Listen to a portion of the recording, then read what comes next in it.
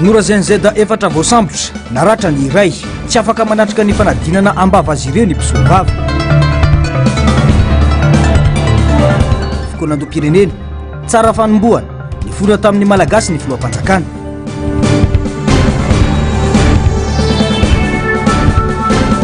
fitoniana sy fampandrosoana ny firenena mitaky fampiaonana sy ny hevitrin-drehetra markamanana manatra ny fiarabana tompoko lasy sy tompoko vavy tonga soa indray ato anatin'ny fotoanany fampahalalam-baovao eto amin'ny fahitalavitra MBS manasana mampanajana izay anaraka ny fampahalalam-baovao hatramin'ny farany tontolony fanavozana eto amin'ny firenena ny FFKM nonomenan'ny mandat mitarika ny fahefana feno andrindra ny fikonandoam-pirenena sy ny fikonandoam-paritra kanefa nanisolotenan'izy ireo aza tsy hita hoy ny fanamarian'ny filoha Marc Ravalomanana raha nanatrika ny fikonandoan'ny tanora teny amin'ny CCI Vato androany mila jerena ny neutralité sy ny crédibilité ny fikonandoam-pirenena tehaka amin'ny refitrevitra moa no nandraisan'ireo tanora mpizaika ny filoha Marc Ravalomanana tetsy amin'ny CCI Vato ny maraina teo ny antsipriana izay eo amin'ny rindratsara ny tahiriny ay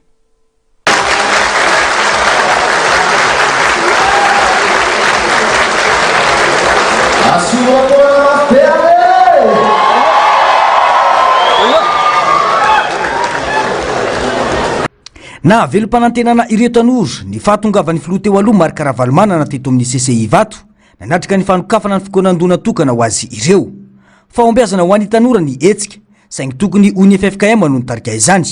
amin'ny ankapobeny ny teny fahombiazana ho an'ny tanora teo amin'ilay fifanarahana izay voasotro anatin'ilay chronogramme dia tokony mba hanatrika eo ny FFKM satria mazava tsara ny teny voalaza eo hoe ny FFKM nonomena fahefana feno andrindra zay fionandoam-pirenena sy ny fionandoam-paritra mazava zay tamin'ny 7 novembre nomeny azy ary ny fomba nanaovana an'ilay méthodologie zay tiako ho fantatra mihitsy ilay izy hoe mba ahoana reny nanaovana azy ny safidanana an'ireo lay tanora ireo satria zay ny aton'ny tiako Madagasikara dia ray ihany ny tanora voafidy loza ray ihany ny jeune team dia ray ihany no azo mba tena heveriny raha lava tena partimpo manana maizy azy hoe zay satsia manana andraikitra lehibe amin'ny fandrindrana sy fanomezana lanja ny fikonandoam-pirenena ny FFKM indrindra amin'ny maharafitra iray ekeny maro azy eto amin'ny firenena no mafisina fa ny fandraisana anjara ny FFKM dia manampy amin'ny fanomezana hery sy fahatokisana bebe kokoa ny dingana na eo amin'ny sehatra nasionaly na eo amin'ny sehatra iraisam-pirenena tsy maintsy jerevantsika ny sin'ilay hoe FFKM ge ilanan'le neutralité tsy momba anazy ny momba an'ity fity zao raha jerevantsika gouvernemanta nanao azy zay zany sasany tsy ao anatin'ny gouvernemanta dia ahoana ny neutralité n'izy io zany ary ahoana ny crédibilité ny zavatra atahorana indrindra ane dia ny légitimité n'izy io zany hoe ny hery ny légitimiteny rehefa tonga ny amin'le fotoana farantsika dia ilazany zay dia hoe tena légitime ve ty mety ve tena tsy mety zay zany tena mbola malaza foana fa hoe raha tsy hoe ny FFKM sy ireo le olona tokony hiasa hiaraka aminy na mandefa solotena fotsiny dia fa tompona andraikitra zay didavo ary omaly dia tena andresaka tamin'ireo le FFKM ireo président ny FFKM ianareo nanaiky nandray an'le mandat hoe anao ny fikonandoam-pirenena hitarika ny fikonandoam-pirenena sy ny fikonandoam-paritra aiza ianareo dia tsy natsona zay ozy sady tsy mbo nahazo fanasana amolavolana ilay resaky fanasana amolavola dia hay ve oa dia ahoana zany le izy zao marainy zao vao niantso ny tony hoe nasain'ny président ny filompembolana indray aho hoe hoeny dia lasa anakaty ny aho koa mazava ny resaka hoe nareo ny latanaiky hoe nareo ny tompony andraikitra amin'izy nareo tsy hita amafisina hatrany hoy ny filoha Marc Ravalomanana fa ilaina ny fanaraha-masony tety-androm-panavozana na ny chronogramme irosoan'ny firenena any amin'ny fanavozana ary ampitana makany amin'ny repoblika fahadimy tsy ho an'ny antoko sy ny mpisehatra politika ihany fa ho an'ny vahoaka malagasy tsy vaky volo tsika zany tsy maintsy sarotombe amin'ny chronogramme io mba tsy iovoaovy io ka androany izy zany rehefa mizory araky tena izy ary efa nilaza moa zany ny PDRM malaza hoe mifonako amin'ny voaka fona ny fahatarana kely na kely ina be fizeny olo izy fa mbola tsy tsara mbola aza izy teo tsy mety ary zay koa tena ray anjara feno mihitsy amin'ny fanatanterahana n'ole chronogramme io sy ny fampirisiana fa dia miasa ny tanora ny tiako Madagasikara koa tanora atsika lo andray anjara feno nareo na iray ihany ary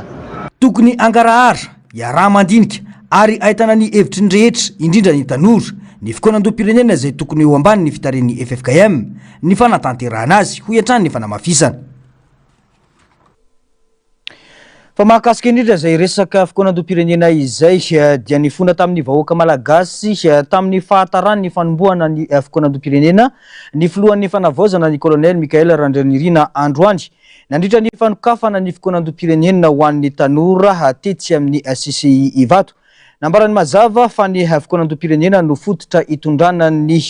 fanavaozana ho an'ny Republikan'i Madagasikara amin'izao fotoana izao. Irosona amin'ny fakakevitra isampatra izay nangonana ny hevitry ny tanora manerana ny nosy eny anivon'ny faritra distriktan'ny commune ny ministera aorin'izao fanokafana izao ho iantrany ny ministry ny tanora sy ny fanatanjahantena Tsipriana izay tateriny Ando Miaratina eo amin'ny sarotra tsariny tahiriny.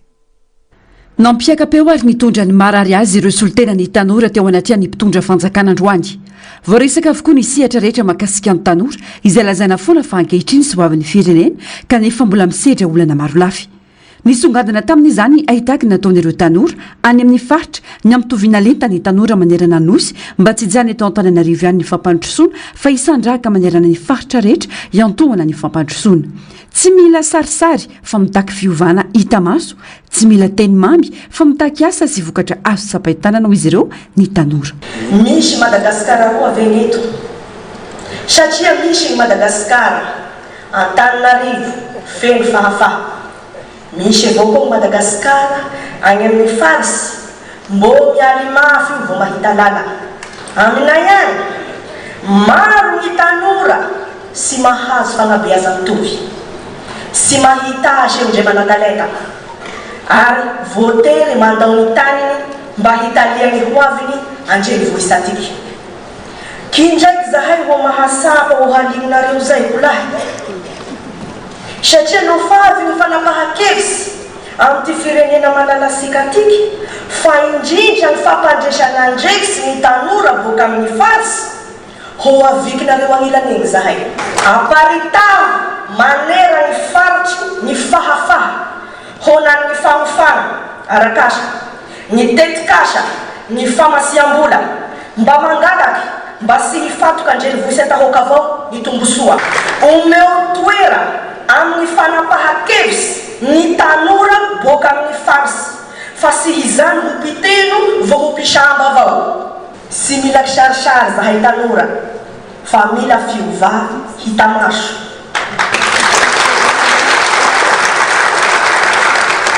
Sy mila teny mamy zahay fa mila asa voavokasy azo sapahitana. Tenom ny feonay Rangandria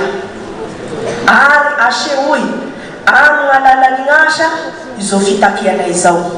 Tsy diso anjara tamin'ny fikonan-dohandroany ireo olona manana fahasembanana. Navotra ny solotenan'izy ireo avokoa ireo olana sedran'ireo manana fahasembanana amin'ny fiainana andavanandro ka tsy ahafahany mivoatra araka ny tokony ho izy. Tsy olana izay efa vahaolana ary afaka mitondra fampandrosoana eto amin'ny firenena ho izy namarina ny fandraisam-pitenenany.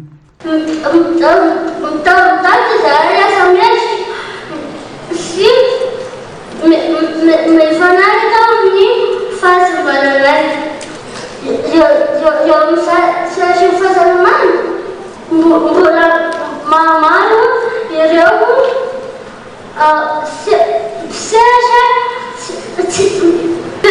fiz a buna, lá fui se fanara a minha filha aí, am se malu, se faz pintar, aí se faz pintar. Am sejayin, am sejayin, malolaisan. Dia tak sejayin saya, nanany Madagasikara fiarahamonina matetika Madagasikara dia efa nanao ny convention internationale de la droit des handicapés nefa atao ampiravao izany.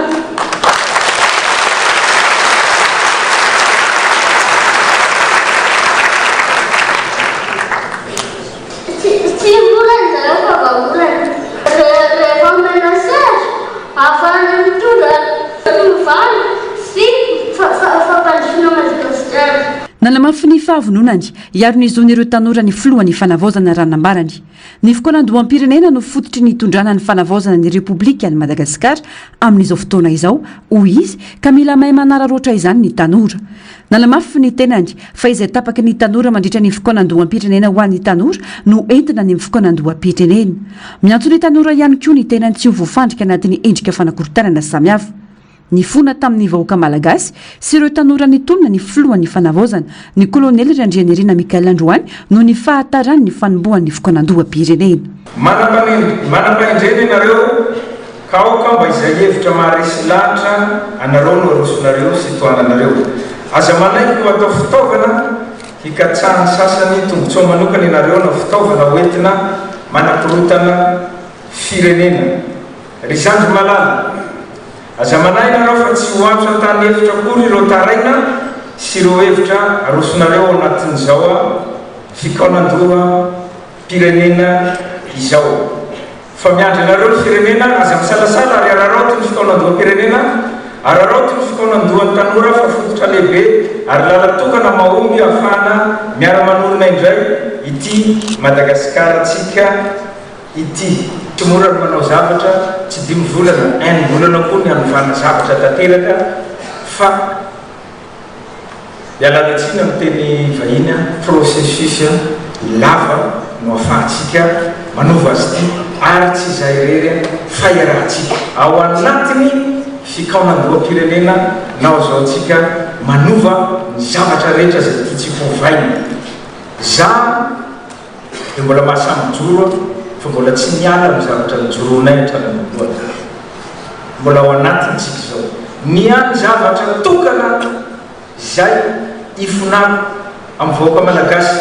sy ifonako aminareo tanora zany ara-tolona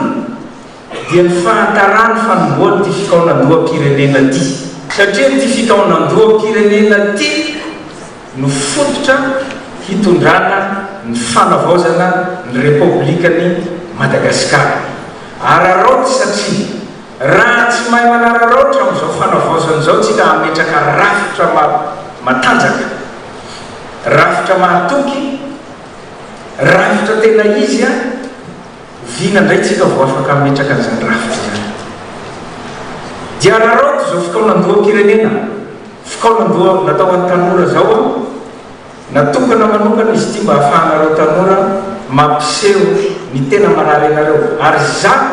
hijoro mialatsiny amin'ny teny vahiny ho garanti fa zay zavatra voateninareo eto dia zay no hoentina makany amin'ny fikonan-doham-pirenena hiady ny vonareo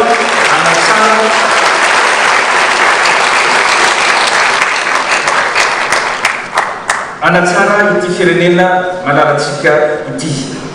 Makahery raha matao ministra ny tara no tsy mety raha ohatra hoe tanomboka amin'ny volana jona tsika dia raha hanomboka volana jolay ianao dia tara zay fa ny mandroso dia ampirisina ianao sy ny piara-miasa aminao sy ny FFKM zay hiaraka handrafitra an'io mba hanao an'le fikonan-doham-pirenena malaky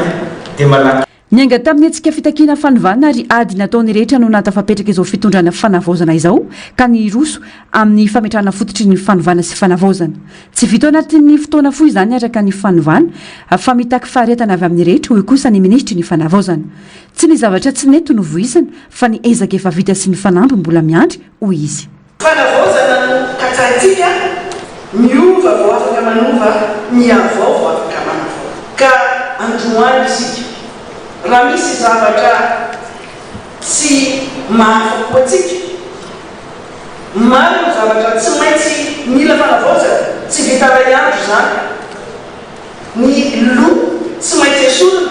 tsy maintsy mamboly vaovao isika tsy maintsy manangana zava-vaovao tsika ary manangana ny fototra ho tsara kokoa dia arovy zay zavatra natsangana izay fa tsy isika ndray sanatria mivava no andravany nanjangatsika fanokafana no natao androany fa hakana ny hevitra avokoa ireo tanora rehetra manerana ny Madagasikara ka amin'ny fankakevitra io no hafana mandinika ny fanovana rafitra sy ny fanavaozana hoy ny ministry ny tanora izany napetraka araka izany ireo rantsana amin'ny fankakevitra isamparitra isy ny fanovana misy ny fahatarana araka efa nampahafantarana teo zany zay mahatonga anay niezaka nanatsara n'ilay rafitra niezaka mba tsy centraliser kokoa ny rafitra hitondra ny fanatanterahana ny fifanandoam-pirenen'ny tanora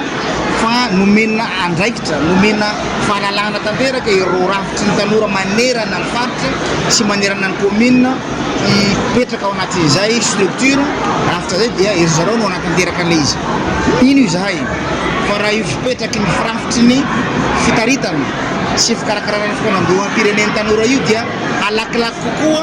satria misy ny faritra maro samihafa samby ifanindran-dalana andeha miaraka na en parallèle zava-dehibe ary azo tanterahina tsara ny etaeta sy ny fitakian'ny tanora ho ireo mpisehatra amin'ny fampianarana sy fanabeazana miainga amin'ny fanovana toe-tsaina no ahazoana makany amin'ny fanovana ka mahazava-dehibe sy tokony hanaovana laharam-pameana ny famerenana ny fampianarana civisme eto amin'ny firenena dia any amin'ny civisme zany tokony ataontsika ezaka eto Madagasikara mba hanovana ny toe-tsaina mba tsy sintsony ny fiverimberena ny zavatra tsy mety eto anivon'ny firenentsika ny civisme moa zany dia raha antsika malala hoe betsaka atsamin'ny fahalalam-pomba faran'izay bitika dia olana eto Madagasikara ary ny fiarahamonina mitaiza ao anatin'izay resaka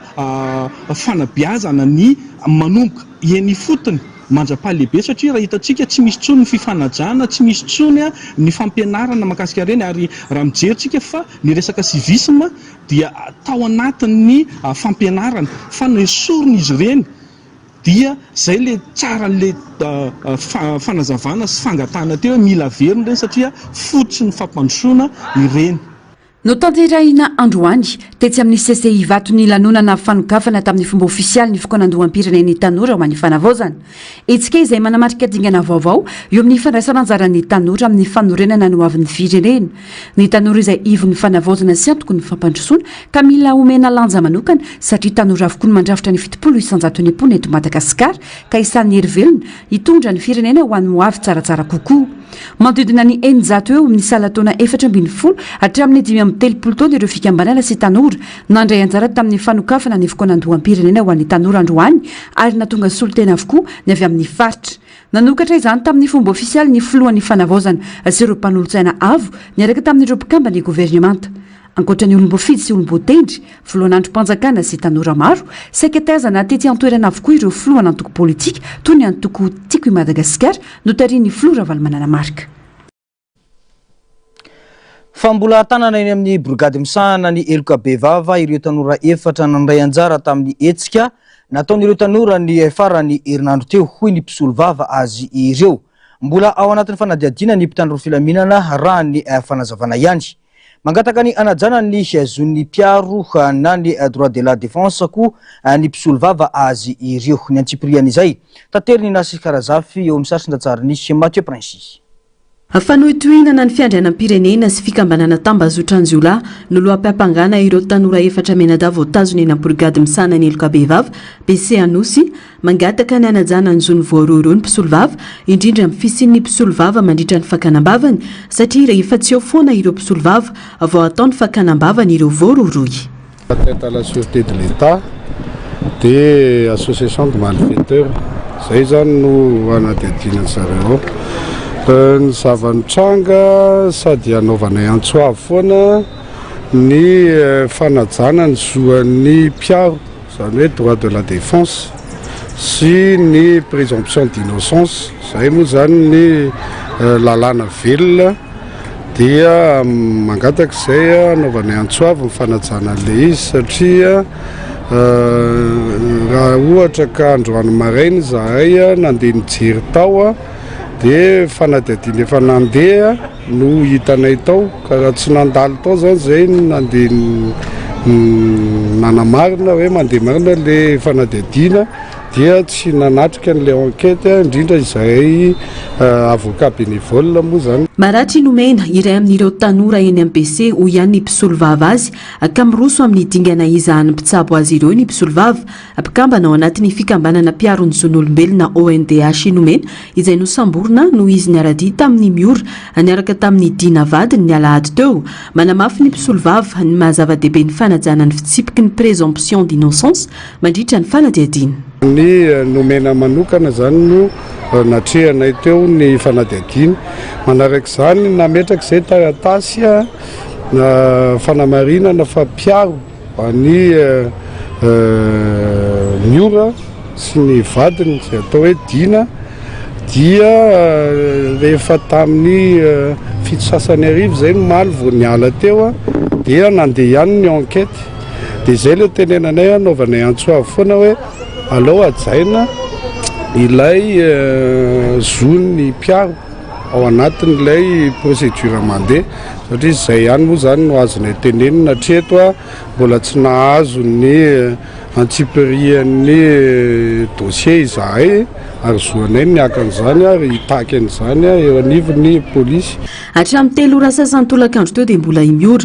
dina ary nomena ihany no vita fanadihadiana mangataka ny tsy hiverenan'ny fomba fanao teo aloha izay manitsakitsaka anjo fototry ny fahalalahana maneho hevitra ny mpisolo vava azy menada ireto. Mbola manodidina hatrany izay vaovao izay sady amitaky fionana sy fampiresahana amin'ny mpitondra fanjakana ireo tanora ao anatin'ny GNZ manoloana ny fitazomana sy ny tsy mbola fahitana ireo namany. Fifampiresahana izay tsy azo idivirana hoy ny solom-bavambahoaka naneho hevitra amahana ny olana. Malalaka ny faneho-kevitra eto Madagasikara ankehitriny saingy tokony handeha amin'ny fanarahana hatrany izany hoy ny faneho-kevitra samihafa. Tato bavao Andry Miaratina sary sindatsariny tahiriny. Tonga niatrika ary nitondra ny feon'ny tanora nandritra ny fokonandoam-pirenena ho an'ny tanora androany ny avy amin'ny GNZ na nisy aza ny filazan'izy ireo fa tsy ho avy anatrika izany. Niova hevitra izy ireo satria heverina fa amin'ny fotoana tahaka izao no azona mifampiresaka mazava. Tokana ny fangatana ireo tanora GNZ ary anamafisany antso ho an'ny filohan'ny fanavaozana ny anombohana ny fifampiresahana amin'ny tanora androany sy ny amohana ny naman'izy ireo mbola tsy hita sy voatazona ny polisy sampana eloka be vava. Eo anatin'ny comité d'organisation dia misy ny plaidoyer iny izay tena hoe important aminay izay ny tena tsy maintsy mandeha aminay taty satria aty izahay no mametraka ny fampiresahana momba an'ireo namanay izay mbola any mpontsy. Hatreto aloha tsisy vaovao mazava hoe nivoaka zareo sa aizy zareo fa mbola voatazona n'izy ny vaovao farany aty fatra zany zareo ny hoe any MPC fa ny ambola fa tsy hita tsy hay hoe aizy. Zavatra tenenay voalohany aloha dia ny amoahana ny namanay satria liberté d'expression eno ny fanarahany dia rehefa miteny be dia hoe manohatra dia hoe atteinte à la sûreté de l'État hatraiza no faran'ny liberté d'expression ka manomboka ny atteinte à la sûreté de l'État. Izay zavatra izay mila ataony ny fanavozana mazava fa tsy hoe rehefa misy zavatra tsy mifanaraka amin'ny tiano teneninay dia atao sary atao ariny izahay dia hoe lasa atteinte à la sûreté de l'État tapoka indray. Arak'izay araka ny discours ny PRRM teo moa dia hoe afaka miaino izy afaka mifampiresaka ary indrindrindrindra tokony mifampiresaka dia amafisina zany fangatahanay amin'ny famoahana an'ireo namanay ireo mingavy anao zay andriamatoa PRRM atombo androany ny fianonanay tanora. Ankoatro manana ny etaetany ihany koa ireo tanora avy amin'ny faritra mitaky izy ireo ny ampandraisana andraikitra sy anjaran'ny tanora amin'ny fampandrosoana ny firenena. Tsy tokony hisy fanavakavahana ihany koa fa mila omena sehatra izay rehetra manana hevitra hitondra vanovana. Izay amin'ny faritra mangataka ary amafisinay mba ho état fédéral na province autonome no apetraka amin'ny ity fitondrana ity satria izay no mametraka ny tegna fagnavozana tanteraka indrindra amin'ilay fagnovagna izay tiantsika ivoagna. Dia amafisinay ihany koa ho antsika tanora rehetra magnentana antsika izay tanora rehetra amin'ny faritra andao rehina zalahy andao iombikevitra anohana président amin'izao fagnavozana izao ary anohana ny hevitra antsika tanora atsika amin'ny faritra izay angatantsika province autonome na état fédéral mankasitraka. Dia miantso ihany koa zay ho an'ny filohan'ny fanavozana sy ireo gouvernemanta izay mijora omeza andraikitsy, omeza fahalalahana ny tanora satria maro no manam-pahaizana, maro ihany koa no mavafeha ny andraikitra zay entina mpandroso ny firenentsika satria ny tanora ndraindraintsika ho an'ny firenena ty efa mijoro ny tanora, efa vita ny concertation nationale natomboka ny any izy tya vonona zahaya andraindraikitra ho an'ny firenena hitondra jarabrika amin'ny fampandrosona ity firenena malalatsika tya. Zahay amin'ny faritry tompo mangataka mba tsy siany fagnavakavahana indrindra amin'ny fandraisana anjara amin'ity fikonandohan'ny tanora ity, apetraho tsara ny olona tokony afaka andray anjara. Tsy azo idiverana ny tokony isy ny fifampiresana sy fifampidiniana eo amin'ny mpitondra sy ny tanora ny maneho ny heviny ho nisy olom-bavam-bahoaka naneho ny heviny. Mila mahay mihaino azy ireo ny mpitondra amana ny olana ialana amin'ny fisamborana sy ny sisa andaniny na namafy ity sy olom-bavam-bahoaka ity fa misy ny lesoko saingy tsy vita anatin'ny enim-bolana kosa ny fanovana sy fanarenana ny lesoko agoavana teo aloha. Todika amin'ny mpitondra fanjakana ihany ny amin'ny hoe ray aman-dreny ianareo aloha mifampitaiza aloha mifanatony misy alahelo ireo misy zavatra mitsivalana ao atendan'ireo mety mbola tsy levon'zareo tsy levon'ny vavony fomba fiteny izy otra mivazivazy hoe raha misy ny zavatra hitany hoe tsapan'ilay tanora fa tsy tanteraka tsy mifanandrify tamin'ilay tanjon'le ampinanaovana tolona afaka mifampiresaka ianareo mba raisy re izy ny filohan'ny fanavozana na raisy izy re mpiara-miasa amin'ny akaiky na ny prime ministre so dia mba afaka mifampiresaka amin'rareo any aneho'ny heviny ary nisany alahelony ihany ko hoe maninona ny mbola mahita olony ny fitondrana teo aloha tsy mbola miodikodoka ny ambadibadika rehetra any na olom-bo fidy reny mitotra mbola misy mibaty ireo fa nanisany namodika sy naman'ilay namodika firenena ekena fanavozana tsy izy tsy izy ny teniny araka ny teniny averiky ny teniny secrétaire général ny teny hoe tsy afo fandiovana ato ny fitondrana fanavozana tsy afo fandiovana ka rehefa nanao ny tsy mety rehetra na iza na iza da tokony miatrika ny azonareo tiako ambara zafady kosa ary tanora tsisy mirakla tsisy fahagagana ao anatin'ny enim-bolana zany fa raha misy kosa ny lesoka dia mba manatona reny mangatafy taona amin'ireo ray aman-dreny mpitondra reo dia nareo koa mangatana koa ny ray aman-dreny reo mpitondra manana fahefana mpanantanteraka mba raiso ireo dia mifampiresaka dia mino fa tsy isy ny fisambosamborana. Hita taratra hoy ny mpanaraka raharam-pirenena fa lasa mivona ny fanehoan-kevitra indrindra ny metamazotra antserasera. Lasa malalaka ny fanehoan-kevitra ankehitriny any ka lasa mandeha tsy ampiverana izany. Voalaza ny lalam-panorenana ny zo fototra nanany olom-pirenena alalaka amin'ny fanehoan-keviny saingy tokony atao anatin'ny fanaran-dalàna hoy ny fanamafisana. Nangetaheta zay liberté d'expression zay zany any akabiazany vahoaka malagasy fa indrindra ny tanora satria hitatsika fa taloha teo zany dia voageja ary foronona zay zavatra rehetrarehetra ahafana manenjika an'le olona zany rehefa mahasamy teny zany ka noho zay anton'izay mahatonga an'ireo tanora reo am'izao fotoana zao ary anatin'ny tenako satria ny tena koa dia voasokajy ao anatin'izay tanora zay lasa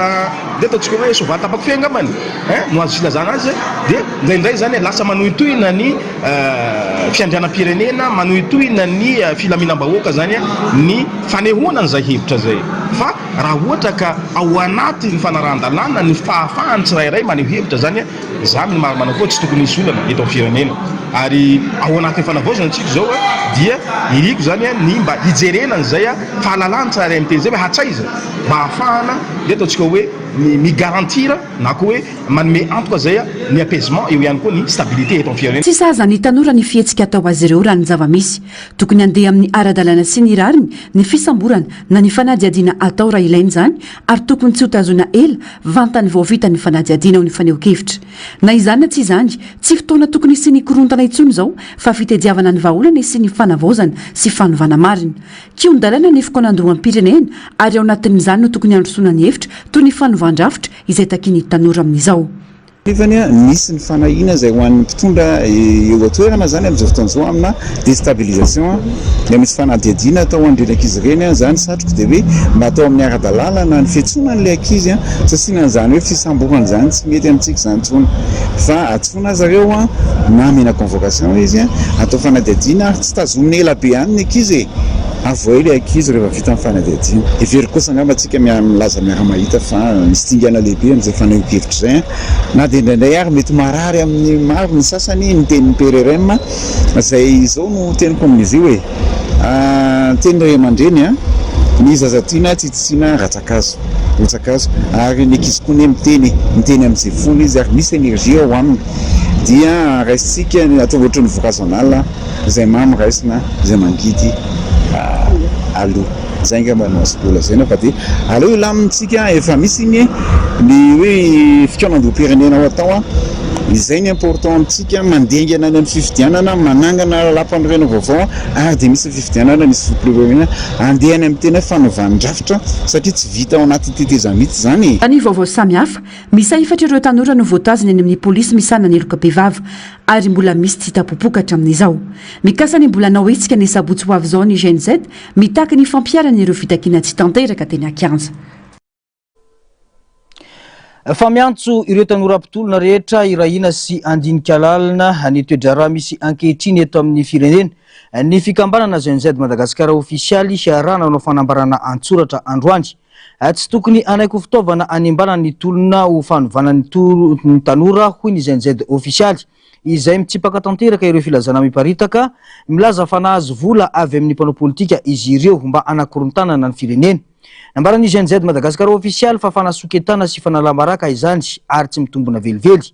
Tsy tompona andraikitra amin'ireo tranga fanakorotanana maro samihafa miseho izy ireo raha ny fanamariana. Itsy ankilany nambarany izy ireo fa efa nanao antso tamin'ireo tompona andraikitra ny GNZ Madagasikara ofisialy mba isorohana ny mety isiny korontana indray eto amin'ny firenena amin'ny alalany fandraisana fepetra entitra. Notsindriny GNZ Madagasikara ofisialy fa zo fototra tsy azo tsonitsy ny avina ny fahalalana maneho hevitra araka ny voalaza ny lalam-pandrenena malagasy. Noho izany dia manameloka ny fisamborana sy ny fanenjehana ireo tanora izay mijoro sy naneho hevitra ampilaminana izy ireo. Manoloana izany dia miantso ny tompona andraikitra ny fikambanana mba anajan'ny sy ny zon'olombelona ary antoka ny mangarahara amin'ny fanadiadiana. Angatany GNZ Madagasikara ofisialy manokana ny fampitsorana tsy misy atakandro ireo voasambotra. Tanjon'izy ireo ny itondrana vahaolana azo tanteraina sy anatanteraka ny fanovana maharitra miainga amin'ny fampandrosoana ny firenena. Nanamafy ihany koa ny GNZ Madagasikara ofisialy fa mijoro sy vonina hiatrika ny fanamby ho an'ny fanovana tena izy.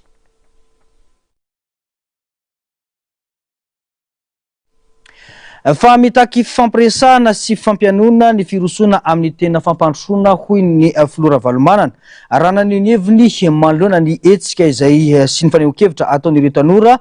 sy ny olom-pirenena eto amin'ny firenena. Ny hevitry ny maro tsy misy fanoliana no ahafahantsika makany amin'ny tena fanavozana hoy ny fanamafisany Flo Marc Valomanana rindra tsara ny tahiriny ainy. Mifototra amin'ny fisin'ny fampiresahana sy ny fanakalozan-kevitra ny politika mahomby. Tsy maintsy miresaka sy mifampiano isika hoy ny filoha nasionaly ny antokotiko Madagasikara satria ny tsy fitovian-kevitra dia tsy tokony oloharano ny fifandirana fa kosa sehatra ahafana ny fanakalo hevitra sy mahita vahaolana iombonana. Raha tena tia tandrazana sy mankasitraka ny firenena ny tsirairay dia tokony ahandray ny hevitry ny hafa na dia tsy mitovy aza izany hoy ny faneho-kevitra. Lazaiky nareo fa tanora foana taitaitra ary dia tonga dia tsondray mety aloha zany io dia taony fa tsy maintsy jerena le tanora zany mahatanora azy ohatra ny ankizy ao an-trano ihany misaraka mahataitaitra zany dia avy izy mahavita zavatra izy ary tena manao izy fa matoy mbola milaza an'izany dia ireo fanakalozan-kevitra fa izy likidy le ten-dalambe ty sao dia voadonany tomobilely losa. Fadison-kevitra ny fikasana anilika ny hevitry ny hafa ao anatin'izao kion-dalana izao hoy hatrany ny Flo Marc Valomanana na ny tanora na ny efa nahazo taona sy betraikefa dia zava-dehibe sy hery manosika ny firenena any amin'ny fampandrosoana raha misy fanakalozan-kevitra sy fandiniana lalina. So lazaiko anareo tsara mba jerenareo ve re olona tena manana firenena mandroso efa manana ny nahazoazo ny taona ny dolo mpitombo te hifikitra ny fiainana fa mandroso ny azy. Ina mahatonga an'izany le expérience ny fiainana sy ny zavatra atao tsy anana ny fiainana mihitsy zany ny tanora. Dia miasa miaraka ihany ny fahombiazana fa aza mieritreritra zany nareo miasa miaraka ihany. Ny fanakalozan-kevitra madio sy feno fifanajana tsy misy fampiatsaram-belatsia no tena ampandroso ny firenena hoy hatrany Flo Marc Valomanana izay nanamarika fa rehefa samy say milaza ny marina sy mihaino ny hafa ny rehetra dia izay no fototra iorenana fanavozana maritra ho an'ny Madagasikara. Nitarika fisarasarana sy tsy fampitokisana teo amin'ireo tanora mpitolona ny fahamaron'ireo fikambanana na vovonana tanora taorian'ny hetsika ny septambra 2020 sy 2020. Ny zararoa mazava tsara ireo tanora ankehitriny vokatry ny tsy fitovian-kevitra sy ny fahasamihafana toerana misy azy ireo. Ao ireo miandany amin'ny fitondràna fanavozana ary ao kosa ireo tsy afapo amin'ny zavamisy ankehitriny. Misy ny elanelana eo amin'ny mpitondra sy ny tanora ka mitaky fampiresahana ahitana ny maromaritra iraisana izany mba isoroana ny fitaran'ny olana. Narcisse Karazafy sy Mathieu Princy no mitatitra ny antsipriana izay. Tsy ireo tanora nidina an-dalambe tamin'ny zoma sabotsy teo ihany no sokajiana OGNZ fa maro ireo tanora nandray anjara tamin'ny tolona ary tsy teto Antananarivo ihany fa samy nanana ny mpitarika azy avokoa ireo tanora nidina an-dalambe tamin'ireo renivohim-paritany tamin'ny ireny fotoana ireny. Ny olana amin'izao fotoana rehefa mahomby ny tolona dia nitombo ireo karazam-pikambanana hitonona OGNZ hoy ny fanazavana Irina Begalona isan'ireo tanora hita teny Kianja. BDP ihany koa ny tanora nitarika andreo plateforme reo tena hoe nitady toerana, zany hoe le toerana tenenao tena hoe karama hoe nitady asa ao anatin'le fitondrana dia rehefa nahazo asa dia lasa rava le plateforme dia manangana indray ny hafa dia misy votendry directeur indray dia rava indray le plateforme dia manangana hafa indray. Zay zavatra izay zany miteraka fay angeda be ho an'le tanora ary averinako tsara hoe tsika tanora mpitolona dia mifankalala avokoa. Za mahafantatra hoe ihany na miara-miasa amin'ny mpanao politika ary, ihany na miara-miasa amin'ny mpanao politika ary. Ohatranay zao tao anatin'le mouvement OGNZ fa zay tena tsotra hoe zay mpanao politika ary zay anatina atoko politika dia tena ntsorinay zay marina zay ary noentina hetra amin'ny farany hoe zay tanora manao politika mitolona ho amin'ny firenena zany tao anatin'ireny tolona ireny. Avokany lasa nizarazara samy manana neviny ary samy manangana ny vovonana ireo tanora ka lasa tsy mifampantoky. Nisy tamin'ireny tanora ireny no nahazo asa sy toerana tsara eo anivon'ny androm-panjakana na ministera. Misy kosa nefa ireo tsy mbola nahazo toerana ka izay no antony izao savorivory zao hoy ny fanazavana. Io nefa ny ambarako foana hoe tokony honnête tsika tanora, tokony tsorina zany le marina hoe mitady plasy karama ve tsika, zany hoe plasy azahoana karama azahoana vola sa mitady andraikitra ahafahana hanasoavana an'le firenena. Raha andraikitra no tediavintsika BDP ireo toerana afaka mandray tanora andray andraikitra. Isaky ministera rehetrarehetra misy postana bénévolat afaka ataontsika tanora. Tena marina angely zavatra tenenina hoe zay tanora nahazo toerana to tsy hita tsony, na dia ataoko hoe miresaka ary na ataoko hoe mivory ary tsy hita tsony. Lasa mampirorosaina ny ankizy zay tsy manana eritreritra ninina satria ireo ankizy hoentina mpitarika OGNZ ireo nge misy tena mandeha amin'ny fo mandeha paitsiny dia rasa reny ankizy zay lasa aritsika zany le herim-pon'le ankizy. Tsika tsy ho akaikin'le mpandoha-bary, zany hoe tsika zany tsy mahafantatra hoe inona marina le tena antony hitazomana ny hery sy nomena zany. Amin'ny mahatanora anay zay dia mitaky hoe ny famoahana azy rehefa vita ny fanadiadiana satria izy matoa tazomina any dia misy fanadiadiana zany tediavinao aminazy. Rehefa vita zay mba tsy ho tonga any amina fanagadrana ny fanaovana fanadiadiana ny tanora zany fa rehefa tapitra zay fanadiadiana zay dia tokony ho avotsitra izy. Lasa mizara roa araka izany ireo tanora mpitolona. Misy ireo tanora miandany tanteraka amin'ny filohan'ny fanavaozana ary ankilany misy ireo tanora tsy afapo amin'ny fitondrana fanavaozana ho kosa hitaky sara miaranjato. Mbola misy ny tsy fifankazahoana eo amin'ny mpitondra sy ireo tanora ka mila mitady marimaritra iraisana ny rotota mifanantona mba hamahana ny olana satria ho potika tanteraka ny firenena raha toka hiverina ny zakazaka indray ny ekipa ny fitondrana teo aloha. Matony ankizy mbola nidina an-dalambe dia misy angambany tsy fifankazahoana teo amin'ny lafin'ny fifampiresahana moa zany fa rehefa amina tonga amina sihatra ohatry zao dia ilaina foana ny fifampianoana. Misy koa ny atao hoe fifandeferana satria nitovy ny tolona ny amboalohany ametraka ny fitondrana io ka raha misy ny mipirioka tampoka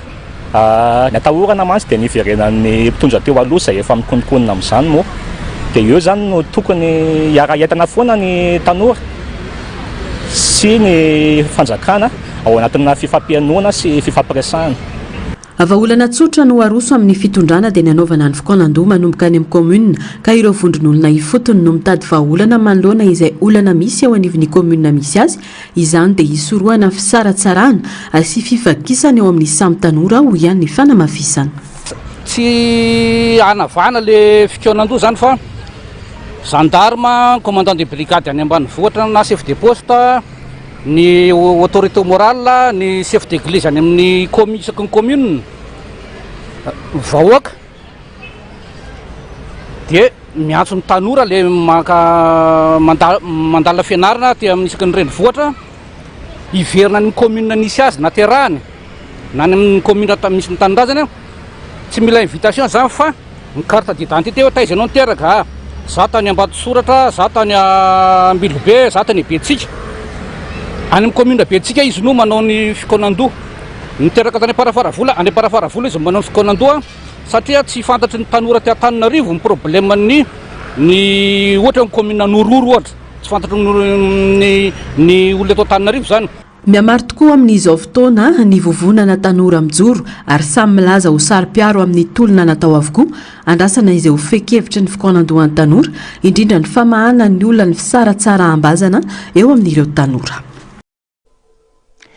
Manay amin'ny zavatra mitranga amin'izao fotoana izao ny firaisamonim-pirenena anisan'izany ny Transparency International Initiative Madagascar manoloana ny fisamborana tsy ara-drariny ireo tanora mpanao fihetsiketsehana naneho ny heviny tampilaminana. Mampitombo ny fianjanana ara-sosialy sy ny fifandirana ny fisamborana ary tsikatra koa famiana ny fanajana ny zo sivily sy politika. Maneho ny ailalana ary mampatiafa zo tsy azo iodivirana ny fahalalana maneho hevitra sy fahalalana manao fihetsiketsehana hoy ny Transparency International.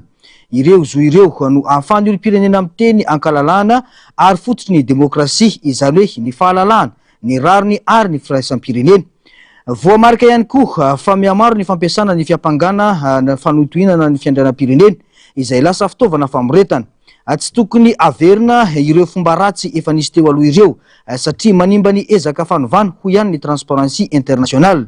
Mba hiarovana ny fahaleovantena ny firenena dia mitaky ny mangarara bebe kokoa amin'ny fitantanana ny raharaham-panjakana, ny fampafantarana mazava amin'ny vahoaka. Tsy aivina fa efa natolotra tany amin'ny anteny meram-pirenena tamin'ny Novambra 2024 ny volavolan-dalàna momba ny fahazahoana vaovao ho an'ny daholobe. Raha tsy laniny anteny meram-pirenena mandritra ny fivoriana ara-potoana amin'ny volana May ho avy izao izany dia ampitombo ny tsy fahatokisan'ny vahoaka. Miantso ny manam-pahefana koa ny Transparency mba ampitsahatra ny fameperana tsy ara-drariny eny amin'ireo sehatra ho an'ny daholobe ary ametraka rafitra ifampiresahana misokatra sy andraisan'ny rehetra anjara. Ankoatra izany, miantso ny ametrahana rafitra tetezamita mazava sy ahitana ny rehetra koa ny Transparency. Tsy aivina fa tsy tokony ampiasaina ho fitaovana politika ny tanora fa kosa tokony everina hoery lehibe mitondra fanantenana, fanavaozana ary firaisan-kina. Ny fizarazarana azy ireo dia manimba ny fiarahamonina milamina sy maharitra. Manoloana ireo rehetra ireo dia mitaky ny fampitsorana tsy misy atakandro ireo tanora mpanao fihetsiketsehana ampilaminana ny Transparency International, ny fanajana entitra ny zo fototra ataon'ny manam-pahefana sivily sy miaramila, ny fametrahana ny sehatra fifampiresahana ofisialy ahafahany rehetra indrindra ny fikambanana tanora maneho hevitra ampilaminana sy tsy misy tahotra. Ilaina kokoa noho ny hatramin'izay ny ananany tanora malagasy modely sy sehatra anehoana hevitra mba andray anjara amin'ny fiainam-pirenena. Ny rehetra no mila manaja ny lalàna sy andany fiviliana mba ahatrarana ny fiovana irina apetraka hoy hatrany ny Transparency International.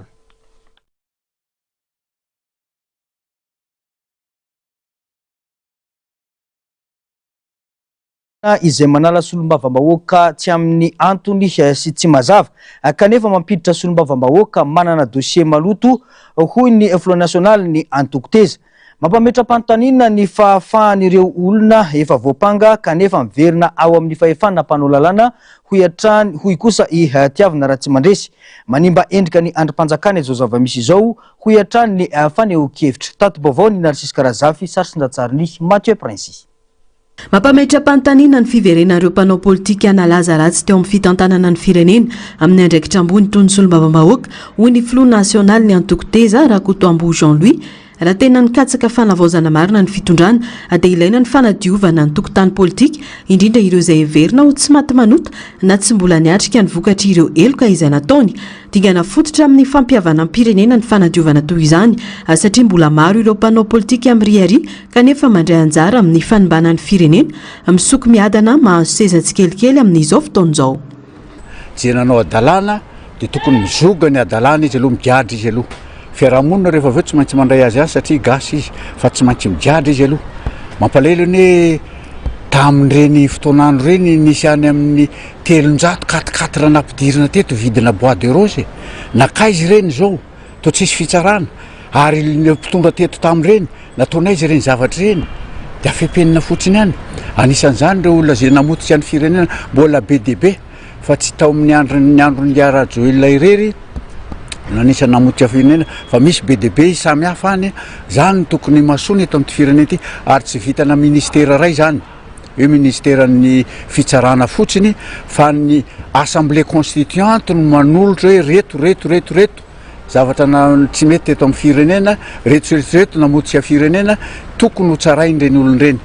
mamenatra ho ihany ny fanamafisana ny fomba fiasan'ny anteny meram-pirenena manaisitra député amin'ny antony tsy mazava kanefa mampiditra ireo olona efa voaroroy amin'ny fanondranana rem-pirenena sy eloka behivava ho ihany ny fanehonkevitra ilaina ny fandiniana akaiky sy ny fandraisana andraikitra entitra mba hisorohana ny fiverenan'ireo andian'olona namodika firenena ao amin'ny fahefanam-panao lalàna ary raha tsy endrika ny anteny meram-pirenena ny zava-misy raha ny fanazavana ty androm-panjakana ity izay tsy hitakory ny asa mivaingana taony ho ihany ny fanazavana tsy ny solombava vaoaka vaovao ireo zay nampidirinao ireo fa ny solombava asorona ny sasany salamana misy zavatra kely tsy mety ataon'ny sasany de tonga de asorona fotsiny zao misy indray sasany olona manao dalàna de ampidirinao indray ary ny assemblée nationale raha le constitution no arahany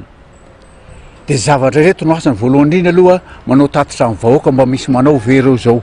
faharoa manarak'izay manao enquête parlementaire inona mba enquête parlementaire natao teto nisy any amin'ny 26 kilo volamena very tany amin'ny ministère inona ny enquête parlementaire nataondreo député reo hatram'izay ka hatram'izao ny fahatelo manao fanaovana mise en accusation betsaka reny zavatra tsy mety teto amin'ny firenena reny averiko hoe 4 misy amanjato ny maro nampidirina teto reny de tsy hita hoe ahoana sy ahoana ny tantanana an'ireny de tsisy enquête akory tsisy mise en accusation akory de mbola tazomineo ihany reo satria hoe mba légal zay mba mahazo volany amin'ny bailleur de fonds sahala am'zany zany ve nanaovana otazy an'le firenena mitombo isa ireo tanora mirotsaka amin'ny sehatra politika atao arin'ny tolona 5 sy 4 no nakaty mampianaratsy ny tanora vao iroso amin'ny fanaovana politika ny famerenana ireo mpanao politika manana dossier ho solombavam-bahoaka indray mampametra-panontaniana ihany koa hoe mandra-pahoviana no anjaka eto amin'ny firenena ny politika ny tsy maty manota fantatra tsara le olona manahira manona anaran'olona fa fantatra ny mpanara-pavao tsara hoe manahoana sy manahoana le olona hoe vo lasa solombavam-bahoaka ary raha tsy diso vao tamin'ity taon'ity ngamana raha tsy diso fa nisy dossier nivoaka mihitsy ny momba ny hoe olon-tsotra no manandraraha amin'izany solombavam-bahoaka vo niakatra zany de zay ve zany nanaovana le fanaovana politika zay ve zany no ho atao anatra ho an'ny tanora zay vao hiditra isehatra amin'le politika misy tanora tonga saina misy tanora nefany hianatra an'izay zavatra zay hoe anao focasy ary ho fidiko vola avy eo ny toerana na andeha latsaka fidina ampiasa vola be lany de janona eo le fanendreana fa tsy fa hoe satria za namany ianina na namany toko politika eo amin'ny fitondrana de afaka ataoko daholo zay tiako atao fanavaozana no nampanantenain'ny filohan'ny fanavaozana ho ihany ny fanehonkevitra kanefa treto ireo olona mamotika firenena no miverina tsikelikely eo amin'ny fitondrana ho ihany ny fanamafisana taditsika aloha vo mipetraka aloha ny PRRM tamin'ny fotoanantsy de hoe rava ny androm-panjakana rehetra mipetraka tao anatin'ireny izy mbola tao anatin'le tena hoe tao anatin'ny afon'le hoe te hanova zavatra fa mipetraka amin'ny fanontaniana ankehitriny izy zany manodidina azy inona le tolotra nomeny manodidina azy ary tsy ankehitriny manimba endrika ny androm-panjakana toy ny lehibe toy ny anteny meram-pirenena izy efa araka hoe takin'ny tanora oravainy zay fa nefa koa manimba endrika le fitondram-panjakana mihitsy ny titre le fitondram-panjakana de hoe fanavaozana zany zavatra zany de anisan'le zavatra tokony ho avoazina ka mipetraka amin'ny fanontaniana ankehitriny hoe mandremandroso makany amin'izany fanavaozana zany ve tsika raha tsy aivina lisitra faharoa ny député Tinoka Roberto Imarante Jean de Dieu izay voaroroy amin'ny arara fanodikodonam-bola sy fanomezana taratasy-mbola tsy misy antom-bola nitsoaka tany ivelan'ny Madagasikara ity minisitra teo aloha ity tamin'ny taona 2024 mba hialana amin'ny fitsarana atao aorian'ny fanerena azy hiala teo amin'ny gouvernemanta tamin'ny taona 2024 noho ny aya momba ny kolikoly omaly natolotra azy ny samboady mahasolombavambahoaka malagasy mipetraka araka izany ny fanontaniana hoe sarony zo tsy azo enjehana amin'ny mahasolom-bavam-bahoaka azy ve ireo fanenjehana marobe ny ampangana azy ireo ho ihany ny fanehoan-kevitra. Lafim-baovao hafa tanteraka kosa ny vorotetsy amin'ny ministera ny raharaham-bahiny anosy ireo mpisetra fototra amin'ny ady amin'ny kolikoly eto Madagasikara. Ho fanomanana ny fanombanana ny fampiarana ny fifanarahana iraisam-pirenena miady amin'ny kolikoly na ny CNUC. Dingana iray lehibe anamafisana ny fitantanana mangarahara sy ny fanajana ny zon'olombelona izay everina ho andriorena ny fampandrosoana maharitra ity etsika ity. Anisan'ireo nandray anjara tamin'ny fivorina ny profesora Andrianay Voatseheno Ravaka mpiay aradrariny miaro ny zon'ny vahoaka niaraka tamin'ny solotena ny Bianco sy ny SSI. Nifantoka tamin'ny lahara-pahamehana telo ny dinika, eo ny fanamafisana ny mangarahara amin'ny fitantanana ny raharaham-panjakana, eo ihany koa ny fanatsarana ny fiaraha-miasa amin'ireo rafitra rehetra voakasika ary ny fanamafisana ny fiarovana ny zon'ny olom-pirenena, manoloana ny tsirariny sy ny fanararao tampahefana. Nasongadina ny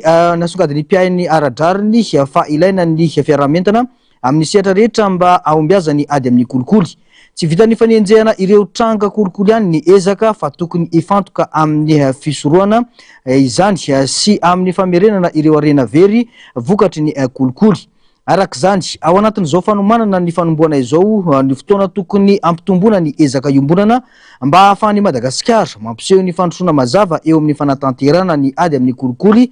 sy ny fanamafisana ny fitantanana tsara tantana raha ny fanazavana ihany.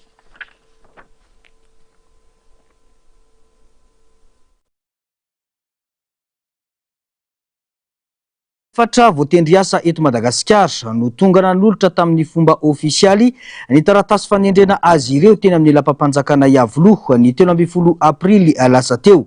Noraisy ny filohan'ny fanavozana tamin'ny mpanajana tsirairay ireo solotena diplomatika ireo, isan'izany i Romanina Masoivony Autriche vaovao izay nanambara fa vonina ny anamafy ny fiaraha-miasa amin'ny Madagasikara ny fireneny indrindra eo amin'ny sehatra ny fampandrosoana sy ny fanakalozana ara-toekarena.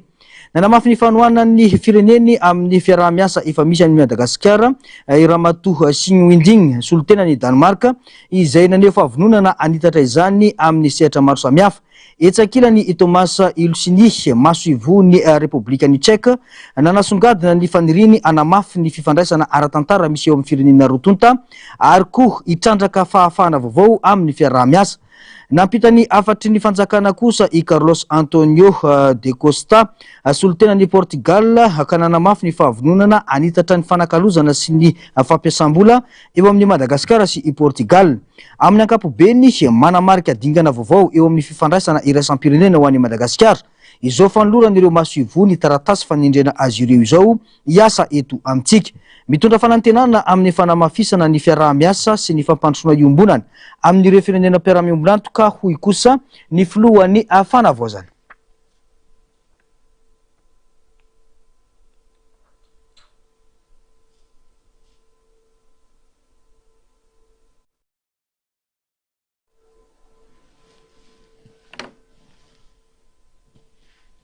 Ny Canal Plus Astoro Analakely novahintsika miaraba ny dimy. Miaraba ny Germain dia miaraba ny mpijery ajaina ny atokantrano. Eny ary mahakasika ny tolotra sy ny resaka réabonnement manao ahoana amin'izao fotoana izao? Ie, efa atao anatin'ny tolotra faradoboka isika satria ny faha 15 volana Aprily no ifarana ilay tolotra 5 alina ariary. Zany hoe ho andreo izay tsy mbola manjifa Canal Plus 5 alina ariary no tolotra fahatsika misitraka ny décodeur Canal Plus miaraka amin'ny kit complet ny installation mazava ho azy dia efa misy abonnement ray volana amin'ny bouquet access. Amafisiko eto hoe ny faha 15 volana Aprily no farany izay tolotra izay. Matetika tsika Germain rehefa misy tolotra dia tonga hatrany amin'ny farany volana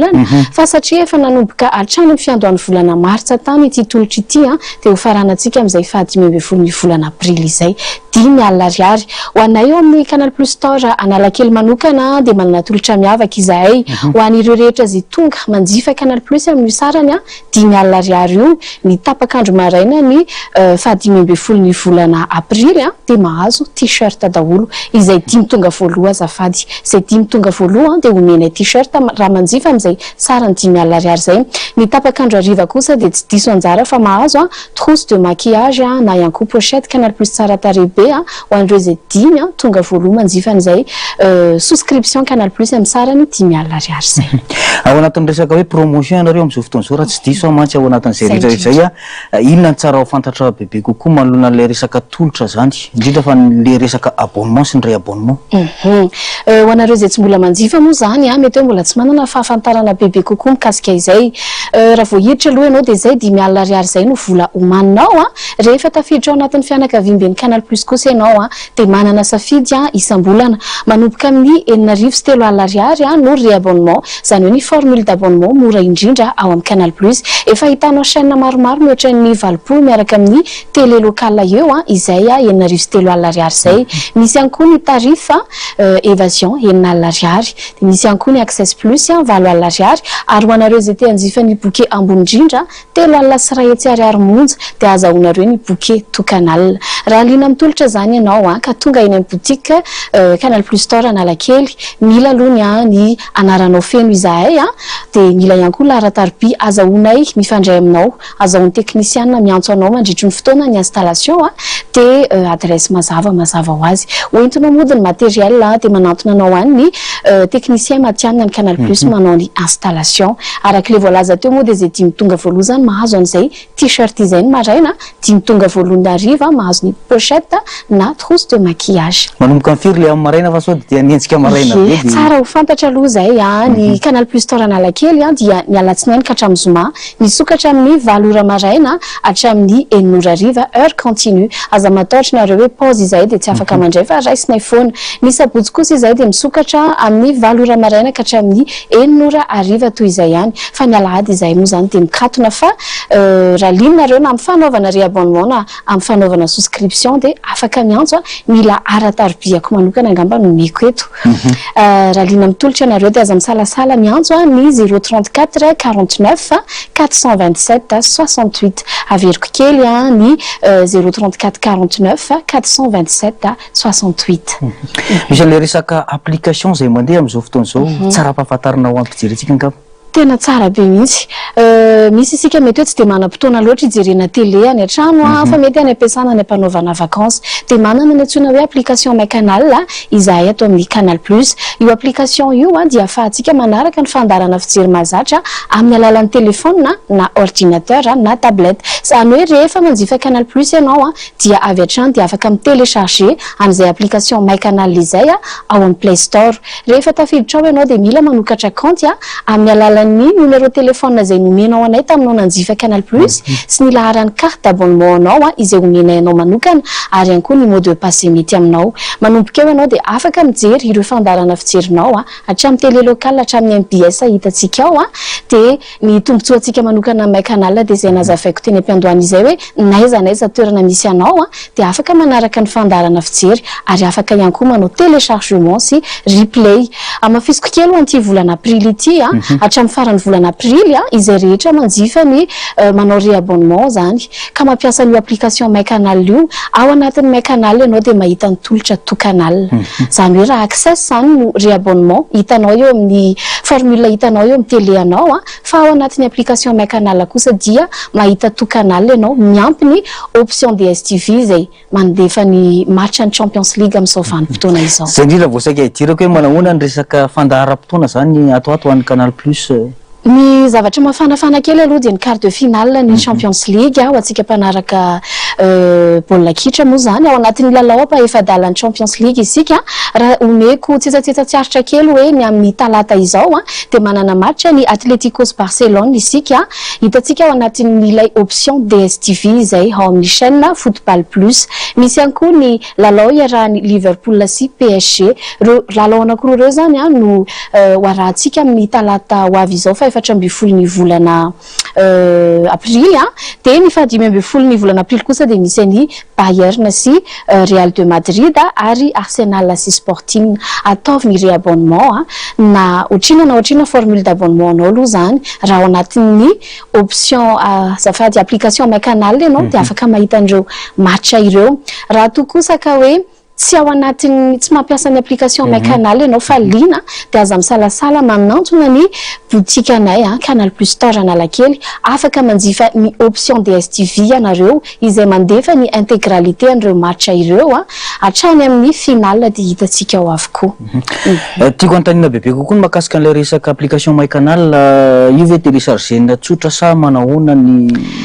mikasika ny application My Canal télécharger-tsika izy en Play Store rehefa installer anaty téléphone anao na ordinateur anao na tablette anao le application idiranao iny application iny vita izay dia mahita ianao hoe se connecter idirantsika iny se connecter iny fa tsy avy hatrany dia se connecter raha toka mbola tsy manana compte fa taritiny kely makary am'le hoe créer mon compte ianao dia rehefa tonga ao anatin'izay créer mon compte izay ianao dia misy kazy anankitelo asainy fenona eo kazy ray voaloha dia laharatarby izay nomenao anay taminao nividy Canal Plus ny faharoa kosa indray dia ny mot de passe izay mety aminao ary ny fahatelo ny laharan'ny carte anao vita izay dia acceptenao daholo ny condition rehetrarehetra dia validenao dia manomboka eo ianao manana an'ilay compte My Canal manome tolotra manokana service manokana ho an'ireo rehetra izay tonga manao réabonnement eny amin'nisy anay izahay ao amin'ny Canal Plus Store Analakely rehefa tonga ao aminay ianao dia tena tsy ankisalasalana fa avy dia foronina eo ny compte My Canal anao ampinay ianao amin'ny dingana rehetrarehetra atao amin'ny fikirena izay compte My Canal izay dia miala eo aminay ianao efa manana compte My Canal. Zany hoe raha azoko tsara zany ilay compte My Canal akoatra ny mandeha amin'ny télé raha ohatra hoe mijery dessin animé zany ny ankizy amin'ny télé dia afaka mijery baolina na mandeha na mijery novelasy any amin'ny iny tompoko manomboka eo mihitsy isika dia afaka mijery izay zavatra samy mahaliana ny tsirairay mety ianao te hijery baolina ny ankizy kely te hijery dessin animé ianao afaka mijery baolina eo amin'ny écran amin'ny télé fa ny ankizy kosa afaka mijery dessin animé zany hoe tsy voatery ady télécommande sika fa afaka misitraka izay fandarana tiany amin'ny alalan'izay application My Canal zay. Iny ary ny adresy angamba tsara mafisina kely efa tsy zoviana amintsika rehetrarehetra moa zany ny misy anay Canal Plus Store Analakely fa mamafisiko eto ihany hoe raha avy aty Ambohijatovo ianao dia manaraka ny avenue de l'indépendance na fantatry ny be sy ny maro eny amin'ny 13 mai eny ianao dia efa somary manantokantona kely ny garany Sorano ianao dia amin'iny arkady iny misy anay raha avy any Ambohijatovo ianao dia avy aty Kaviandalana raha avy any amin'ny garany Sorano kosa ianao dia avy aty Kavananao amin'iny arkady iny misy ny Canal Plus Store Analakely ny tenako eto amin'ny fandarana kosa dia afaka atsoinao amin'ilay laharatarby nomeko teo dia ny 034 49 427 68 raha misy ny tsy fahafahana manantona anay iny toerana aza misalasala miantso an'io laharatarby io fa efa misy service izay afaka manao livraison any an-tranonao ary avy hatrany dia manao ny installation miantso anao zany dia mahazo an'ilay miantso ana dia planifientsika ny installation dia alefanay ny technicien makany an-tranonao sady mametaka ny matériel rehetrarehetra manome ny torolalana rehetrarehetra izay mbola ilainao ankoatran'izay ny tantaraiko teto izay dia mijery sary ianao manomboka eo. Mankasitraka ny tondran'izay fanazavana kely izay ino fa mbola tsara ilaina kely ny fanentanana zany ho an'ny mpijery antsika indrindra fa ho an'izay mbola tsy ao anatin'ny fianakaviam-beny Canal Plus. Ho fanentanana angamba sady ho famidinana faratoboka isika ny 15 volana aprily no mifarana ny tolotra promotion 10 000 ariary azahoanareo manjifa ny décodeur Canal Plus miaraka amin'ny matériel complet dia efa misy abonnement ray volana amin'ilay bouquet access ao anatiny amafisiko eto fa amin'ny Canal Plus Store Analakely no misy ny tenako dia ho an'ny tolotra faradoboka izay rehetra 10 tonga voalohany mividy Canal Plus amin'ny sarany 10 000 ariary io dia mahazo t-shirt Canal Plus tsara tarehibe izy 10 tonga voalohany kosa ny tapakandro ariva dia mahazo pochette na trousse de maquillage tsara tarehibe dia hitanko ihany isika rehetra na efa mpanjifa na tsy mpanjifa ampiasa ny application My Canal izay ahafahantsika manaraka ny fandaharana mahaliana naiza toerana misy anao dia hitanko ihany koa ireo rehetra izay efa mpanjifa Canal Plus raha efa tapaka ny sarinao tongava foana manao réabonnement fa tombony anao ny anomezanay anao ny compte My Canal anao rehefa tonga eny toerana raha tsy mbola tapaka kosa dia ataovy réabonnement anao mba hisitrahanao ny bonus herinandro bojo dia hitanko ihany koa ianareo rehetra izay nividy Canal Plus tao aminay tamin'ny volana martsa teo misy fanomezana manokana omenanareo raha tonga manao réabonnement ianareo fa tongava dia aza misalasala miantso ny laharatarby azahoanareo ny tenako ny 034 49 427 68 Makasitraka indrindra dia antenaina fa mbola iverina eto amin'ny fotoana manaraka. Iverina eto fa misy foana mitolotra miaraka amin'ny Canal Plus ka mankasitraka anao. Dawary. Eny ary makasika ny maresaka iraisam-pirenena kosa indray dia niteraka resabe eran-tany ny teny nataon'ny Donald Trump namaly ny Papa Léon XIV raha niantso fandriam-pahalemana manoloana ny ady ao Moyen-Orient. Malemy ny Papa ary tsy misy fantany izay ady izany hoy ny filoha Amerikana. Namaly kosa ny Papa fa tsy mpanao politika ny tenany fa adidiny amin'ny maray aman-dreny azy ny mitady fandriam-pahalemana ho an'ny olombelona rehetra. Ny antsiprian'izay. Welcome aboard. Le pape Léon XIV. Nafana ny fanohon-kevitra maneran-tany rehefa nisikeran'ny Papa Léon fahefatram-bifolo Donald Trump tao amin'ny tambazotra Social X. Nilazany fa malemy sy tsy mahomby amin'ny resaka politika iraisam-pirenena indrindra misehitry ny ady ny Papa Léon fahefatram-bifolo. Nambarany Donald Trump fa tsy mety aminy fizoroan'ny Papa manoloana ny olana lehibe toy ny ady sy ny fifandirana maneran-tany. Tokony hanana fomba fijery henzana kokoa ary tsy mitanila ny mpitondra ara-pivavahana amin'ireo toe-zavatra sarotra hoy ny fanehoan-kevitra. Tsy niandrela ny valiten'ny Papa Léon fahefatram-bifolo nilazany fa tsy matahotra ny Donald Trump ny tenany ary mbola mijoro hatrany hiaro ny fandriam-pahalemana sy ny aina maholina. Nanamafy ny Papa Léon fahefatram-bifolo fa ndraiky ny miteny sy miaro ireo hiarany ady sy ny herisetra na dia eo aza ny sikera mahery vaika atao ny mpanao politika sasany. Etsakilany mifototra amin'ny hery sy ny fiarovana ny tompo-tsoa-pireneny any Donald Trump raha mandrisika ny hisian'ny fandriam-pahalemana sy ny fifampiresahana ary ny firaisan-kina maneran-tany ny Papa. Manapirofo izao zava-mitranga izao fa mbola manana anjara toerana lehibe amin'ny ady-hevitra iraisam-pirenena ny feon'ny Papa. Ahina toy ny fifandirana satria samy mijoro amin'ny finoany sy ny tanjona na ny andaniny na ny ankilany. De soi et de l'argent. Fambiditra amin'ny vanim-potoana vaovao ara-politika i Hongrie taorian'ny safidianana ny vahoaka hongroa an'ny Peter Magyar ho filoham-pirenena vaovao. Manamarika ny fiafaran'ny vanim-potoana maharitra ny ainan'ny firenena teo ambany fifehezany Viktor Orban ity fifidianana ity. Tato-baovao makasika izany. Fahafahana lehibe hoy ny vahoaka hongroa no azo amin'izao fahalaniny Peter Magyar ho filoham-pirenena izao ka tena nasarika ny sainy maro. Na dia tao anatin'ny rafitra fitondrana teo aloha aza ny tenany dia nasahany isikerany tsy fahatomombanana tao anatin'ny fitondrana ary vonina hanolotra viana vaovao mifototra amin'ny mangarahara sy ny fitantanana madio. Raha sehivina hatramin'ny taona 14 rehefa niverina teo amin'ny fitondrana i Viktor Orban dia nisy fiovana lalina teo amin'ny rafitra politika sy ny fitantanana an'ny Hongrie. Maro ireo sikera milaza fa nihena ny fahalalahan'ny fanaovan-gazety voahisakisaka ny fahaleovan-tenan'ny fitsarana ary nifantoka be teo ampelantanan'ny mpitondra ny fahefana. Na dia teo aza izany mbola nisy ny vahoaka mpanaradia nanohana ny Orban noho ny politika nasionalista napetrany sy ny fiarovany mahizy azy ny firenena hongroa ka antony nampaharitra ny fitondrany. Hifantoka amin'ny fanarenana ny rafitra demokrasia ny ady amin'ny kolikoly ary ny fanasarana ny fifandraisana amin'ireo firenena Europeana ny vina ny fitondrana Magyar. Manamarika ny fiovana lehibe ho an'ny firenena ny fahatongavan'ny Peter Magyar eo amin'ny fitondrana. Na izany aza maro ireo fanampy miandry azy toy ny fanarenana ny fitokisan'ny vahoaka, ny fanamafisana ny toe-karena ary ny fampihavanana ny fiarahamonina izay mety mbola zarazarainy ny sy fitovian-kevitra. Anorina Hongrie vaovao malalaka kokoa aradrariny ary miorina amin'ny soatoavina Europeana i Peter Magyar raha ny lahateny nataony tao aorian'ny fandreseny. Ilay fandevenana eny amin'ny antsana sy ilay voay antsoina hoe Henri ireo no afakelo entina amintsika amin'ny ity androany ity. Any Sakata any Filipina no misy ity fomba fandevenana hafakely ity. Eny amin'ny antsana no alevina ny olona rehefa maty. Voalaza fa fomba mampanaotra nainy any an-toerana ity fomba fandevenana ity satria efa nisy nandritra ny 2 taona mahery tao amin'ny foka antsoina hoe Igoro. Voalaza nefa fa tsy izay olona maty rehetra kory dia alevina eny amin'ny antsana avokoa fa natokana ho an'ireo olona antitra manakaza sy ireo olona mampihoditra teo amin'ny fiarahamonina izany. Raha ny fanazavana ho fiarovana ireo biby mety hanimba sy hinana ny fatin'izy ireo, ho fiarovana ny vatapaty sy lohaingana no antony anatonana ny faty eny amin'ny hantsana. Araka ny finonim-ponina ao an-toerana, ny fanaovana ambony toerana ny faty dia mba hanakakezany kokoa ny lanitra. Amin'izao fotoana izao dia mbola misy manao io fomba io saingy efa vitsy noho ny fidiran'ny fivavahana kristianina. Ity fomba mahavariana any Filipina ity dia manambara fa samy hafa daholo ny fomban-drazana eran'izao tontolo izao. Henri no anaran'ity voay goavana be ity. Nahavarinany maro ny nahelavelona ity voay ity noho ny ala-piazany.